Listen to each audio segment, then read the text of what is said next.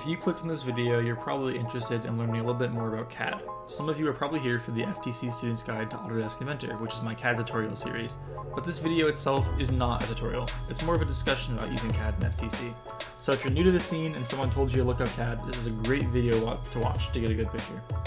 Now, a few notes before we go any further. This series is designed for First Tech Challenge Robotics. Now, I imagine that some of what I'm going to say can be helpful or apply to FRC teams, or even if you're just not in robotics and you just kind of want to learn CAD.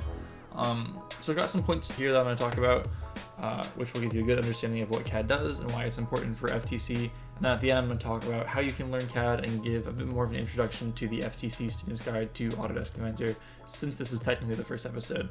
Anyway, before we get started, I want to introduce myself just a little bit. My name is Nick, and I am the Director of Engineering and Design Team Lead of FTC Team 10650 Hazmat Robotics Biohazard Division. This is my fourth season of FTC, my third season using CAD and FTC. I've worked significantly with Autodesk Inventor and SolidWorks, which are both CAD softwares, and I've tinkered a little bit with Onshape and Infusion 360. I'm part of the competitive community on the r/FTC subreddit and the FTC Discord, where I've published and now maintain the 10650 FTC Public CAD Library, which is, as far as I know, the biggest CAD library for FTC. So now I'm about to release my CAD tutorial series, which has actually just come out because you're watching it right now, for Autodesk Inventor. Basically, I really like CAD and robotics, and I like to think that I know what I'm talking about when it comes to CAD and FTC. So let's get started. What is CAD anyway? So CAD stands for Computer-Aided Design, which for FTC basically just means creating a 3D model of your robot. So just like you might use a word processor like Microsoft Word or Google Docs to write an essay, CAD designers use CAD softwares to design mechanisms for a robot or an entire robot itself. So I'm going to show you a CAD assembly here of an intake that I designed last season. So you can see that we have different parts represented here, and they're all actually measured and they're actually really exact. So this is a pretty physically realistic model as far as the shapes and the sizes, right, of what this intake would look like in real life. Now, if you don't use CAD, your design process might just be picking a general idea for a mechanism and drawing a few parts on a whiteboard. This is fine for picking a general design or more of the strategy parts of design, but it doesn't really give you a good picture of how your robot's actually going to piece together, and it definitely does not give you a good idea on how to build it. So CAD is huge for those things. I designed this intake in CAD before we built it so that I could figure out exactly what parts we needed to go where. And once we got all the parts together, I threw this image up on a TV in our robotics room, and my team was able to build this really quickly because everybody could see, very clearly what parts went where and how they were supposed to fit together. It's like Legos at that point.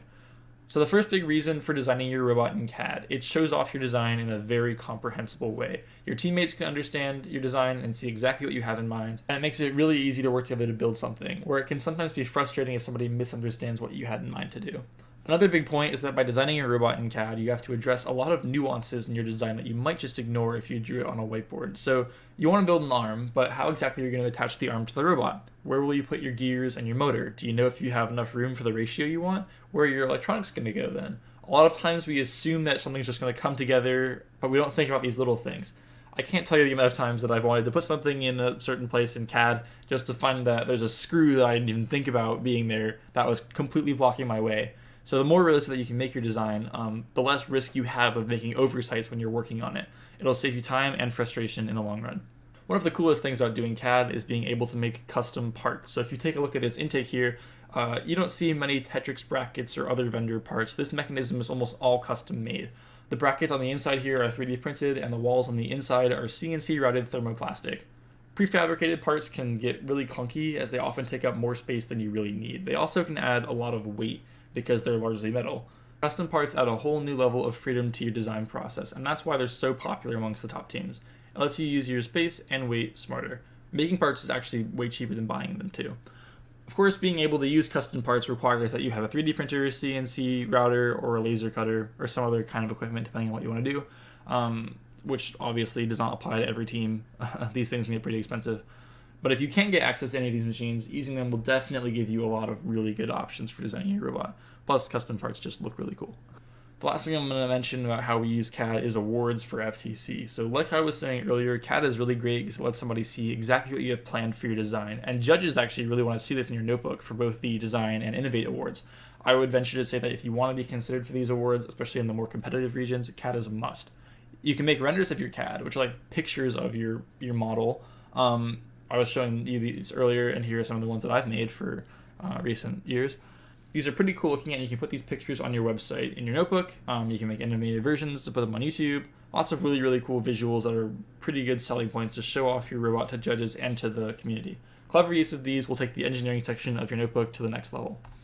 Alright, so now let's talk about CAD options for FTC. So there are a lot of different CAD options. You want to use something that's for mechanical engineering, but there are certainly many options within that. So I'm going to talk a little bit about the pros and cons of basically every software that you've probably heard of in FTC, which hopefully will lead you to figure out what's going to work for you. So here are some options that you've probably heard of that I want to talk about.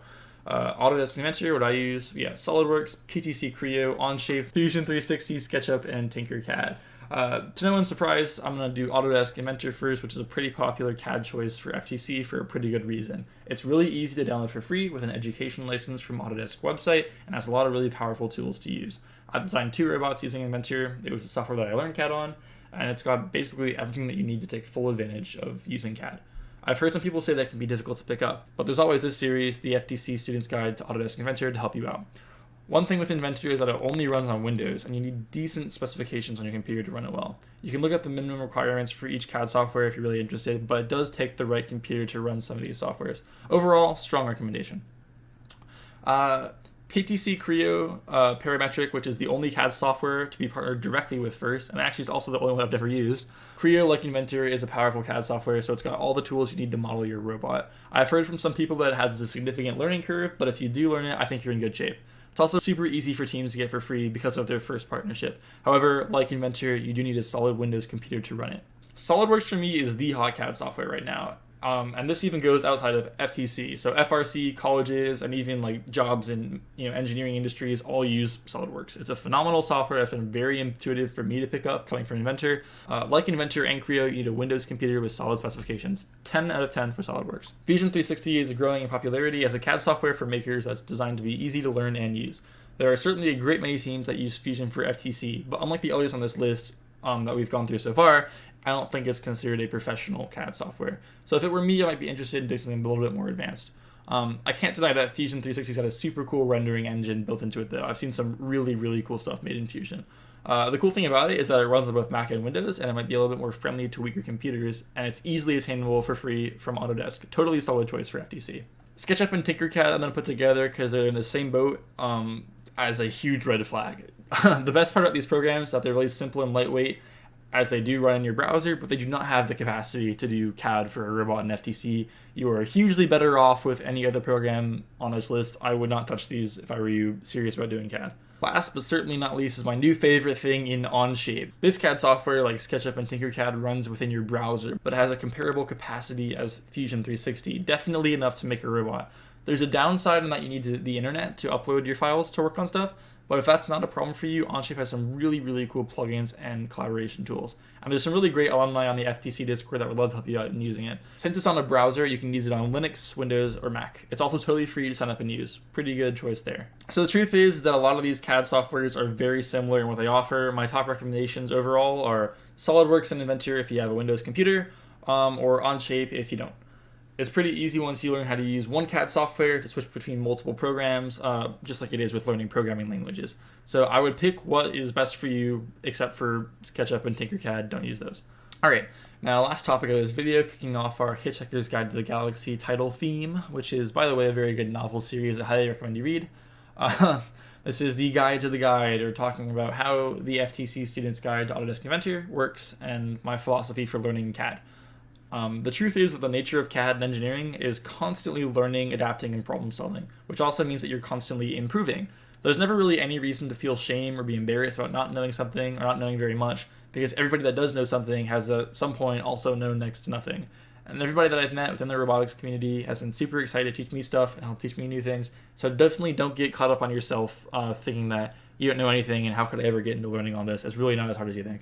If you put time into it, you will eventually learn CAD, even if you're frustrated at first. And when you do, you'll just realize that all of us are actually just pretending to know what we're doing. Anyway, the way that I'm going to teach you CAD in this video series is teach you the concepts. So I'm going to show you all of the tools, and there's a lot of them. So if it seems at times like I'm just kind of going through them, so this guide is, number one, all-encompassing, has everything in it that you need to know, and two, works as a pretty good reference. So say you forget how to make an angle constraint after you've watched this series, you can come back and find the video where I talk about constraints and find the part where I do a clip on angle constraints, and you'll see it and you'll be like, oh yeah, that's how that works. So you can think of it as me giving you this big toolbox with your CAD software, and this guide is the manual. I'll talk about suggestions of how to use certain tools, and I'll show their uses through examples. But to be honest, you're not going to memorize this much information at first, and you really shouldn't, because that would be kind of stupid. Ultimately, you as an individual are going to have to learn these things by applying them and developing your own sense of CAD problem solving. So the best way to do this is to get experience by doing a project. So a robot, for example, is a great project to do to learn CAD, but to learn CAD, just do a project. The more stuff you do, the more comfortable you'll get with your software. It can be really tough at first, but as long as you're willing to put the effort into it to learn CAD, it's going to quickly become a lot more enjoyable to do. And a lot easier for you as well. And if you're like me, it'll lead to something that you're actually pretty passionate about. Now, this intro video is definitely going to end up being one of the longer ones. The other 6 episodes, I think, now add up to 72 minutes total, but there is some optional content, which I'll just explain real quick. Sometimes at the end of a video, I'll show more examples of whatever I talked about. This is always after the outros. So if you don't really get what I said that episode, watching me work for a little bit, doing some extra examples might be what you want to see. These were originally going to be unedited sessions, but watching it, I felt like some parts were just really slow and taking so long, so I ended up cutting it up into bits. These segments, like I said earlier, are after the outro and totally optional, so it'll probably cut off about 20 minutes or so if you're just trying to get through it. Now, a very important assignment for you, since this is the first episode, you need to actually get Autodesk Inventor if you haven't yet. In this series, I'm going to be using Autodesk Inventor Professional 2020 Edition, which you can get for free through a student license from Autodesk. You want to hit the link in the description for a link to the Inventor Education download page, in which you only need to make a free account to download Inventor for free on your computer. So take care of that, get Inventor installed, and I'll see you over in episode 2. Later.